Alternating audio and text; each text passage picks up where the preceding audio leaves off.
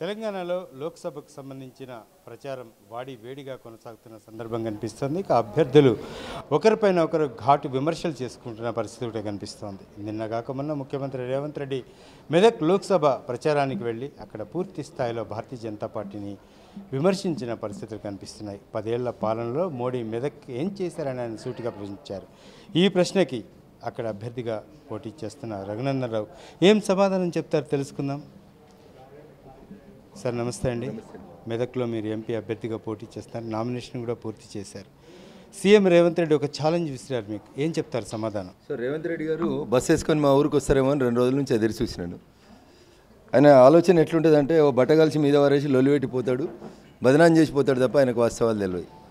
10 ఏళ్లలో నరేంద్ర మోడీ మెదక్ ఏం చేశారని అడిగితే ఇంతలా పుస్తకం తయారైంది. ఆయన అడిగిన తర్వాత తయారు చేసుడు మొదలు పెడితే ఏ ఊరికి ఎన్ని పైసలు ఇచ్చినామని చెప్పుకోవడానికి తయారు చేస్తే ఇంతలా పుస్తకం అయింది. మొట్టమొదట మా దుబ్బాకతోటే స్టార్ట్ చేసినాం, ఎందుకంటే మీ దుబ్బాకకు వస్తా 2 బస్సులు వేసుకొని వస్తాన్నాడు కాబట్టి దుబ్బాకతోటే స్టార్ట్ చేసినాం. ఒక్క దుబ్బాకే కాదు, రేవంత్ రెడ్డికి తెలవాల్సింది ఏంటంటే ఉత్తగా మాటలు మాట్లాడు కాదు, పట్నంలో కొడంగల్ పోయి అడుగు, నీ కొడంగల్లో కూడా మళ్ళీ చెప్తున్నా ముఖ్యమంత్రి గారు, నువ్వు ఎమ్మెల్యేగా గెలిచిన కొడంగల్ నియోజకవర్గంలో కూడా ఒకవేళ మీ ఊర్లలో పల్లె ప్రకృతి వనం ఉంటే ఆ పల్లె ప్రకృతి వనానికి ఒక్కొక్క దానికి 4,23,103 రూపాయలు ఇచ్చినాం. కొడంగల్ నియోజకవర్గంలో ఎన్ని పల్లె ప్రకృతి వనాలు ఉన్నాయో ఒకసారి రేవంత్ రెడ్డి గారిని వాళ్ళ కలెక్టర్కి ఫోన్ చేసి అడుగుమని చెప్తాడు. 4,23,103 రూపాయలు ప్రతి పల్లె ప్రకృతి వనానికి ఇచ్చినాం. ప్రతి గ్రామ పంచాయతీలో కట్టిరు. ఇది ప్రతి ఊర్లో ఒక వైకుంఠధామం కట్టిరు. 11,13,701 రూపాయి ఒక్కొక్క వైకుంఠధామానికి ఇచ్చినాం సార్. ప్రతి ఊర్లో చెత్త ఏరేసి ఊరు బయట వేయడానికి ఒక డంప్ యార్డ్ కట్టినాం సార్. 2,50,000 ఇచ్చినాం. అట్లే రైతు వేదిక కట్టేందుకు 10 లక్షలు ఇచ్చినాం సార్. ప్రతి ఊర్లో నర్సరీ ఏర్పాటుకు 1,56,314 రూపాయలు ఇచ్చినాం. ఈ రకంగా ఉపాధి హామీ కూలీలకి మా మెదక్ జిల్లాలో చెల్లించిన డబ్బులు 230 కోట్లు దుబ్బాకకు ఒక్కదానికే. ఇంతలా పుస్తకం అయింది. వారు ఎట్లా వచ్చేటట్టు లేరు, బట్ట కలిసి మీద వారేసి బురద జల్లి వెళ్ళిపోయిండు ఆయన. అందుకని ఈ పుస్తకాన్ని ఇప్పుడు హ్యాబిట్స్ జీపీఓ దగ్గరకు ఆయనకు రిజిస్టర్ పోస్టులో పంపిస్తున్నా. తెలంగాణ ముఖ్యమంత్రి రేవంత్ రెడ్డి గారు 6వ ఫ్లోరు సెక్రటరియేట్ తెలంగాణ హైదరాబాద్కు పంపిస్తున్నా.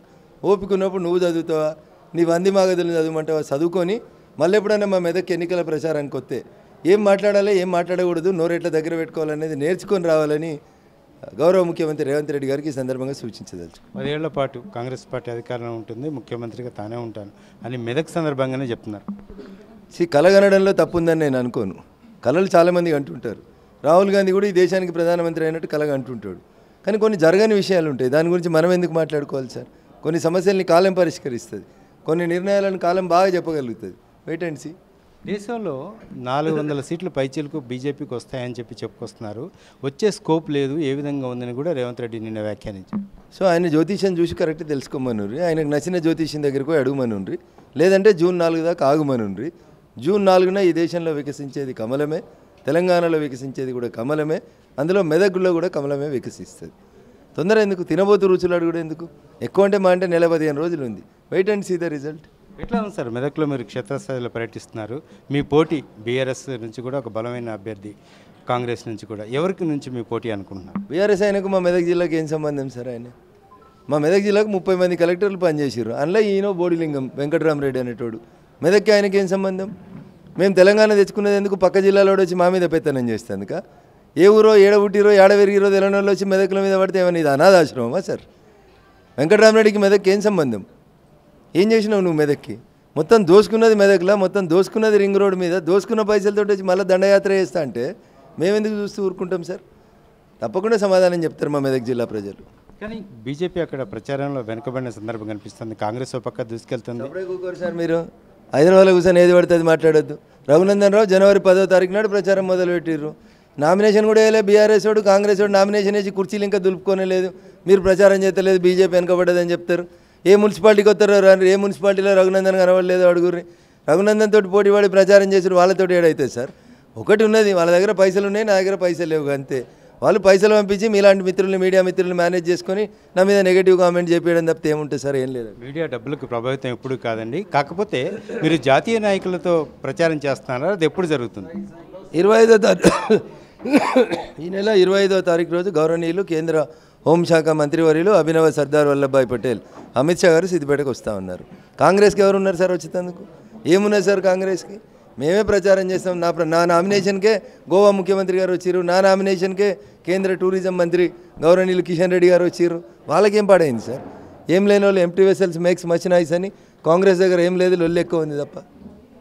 ఏం చెప్తారు సార్ ఫైనల్గా ఈ లోక్సభ ఎన్నికలకి భారతీయ జనతా పార్టీకి ప్రజలు ఎందుకు ఓటేయాలి అనే విషయానికి వస్తే ఏం చెప్పి కన్విన్స్ చేస్తారు పబ్లిక్? ఇంటి ముంగట కట్టిన బాత్రూమ్ కాడ నుంచి చంద్రమండలానికి తీసుకుపోయిన చంద్రయాన్ దాకా అదంతా నరేంద్ర మోడీ గారితో సాధ్యమైంది. కాంగ్రెస్ తోటి ఏం సాధ్యం కాదు. కాంగ్రెస్కి హామీలు ఇచ్చడమే వస్తుంది. మోడీ గారు ఏదైనా హామీ ఇస్తే దాన్ని గ్యారంటీగా అమలు చేస్తాడని ప్రజలు విశ్వసిస్తారు. అందుకనే ప్రజలందరూ కూడా నరేంద్ర మోడీ గారి నాయకత్వంలో పోతున్నారు.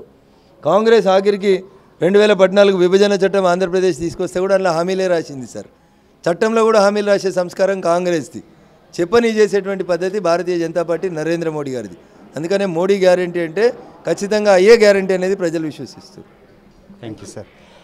అది పరిస్థితి. ప్రచారంలో ఎట్టి పరిస్థితుల్లో వెనకబడలేదు. అక్కడ ఎవరితో పోటీ భారతీయ జనతా పార్టీకి లేదు. ఖచ్చితంగా రేపు లోక్సభ ఎన్నికల్లో మెదక్ నుంచి విజయం సాధించేది భారతీయ జనతా పార్టీ మాత్రమైన అంశాన్ని రఘునందనరావు చెప్పుకొస్తున్న పరిస్థితి కనిపిస్తుంది.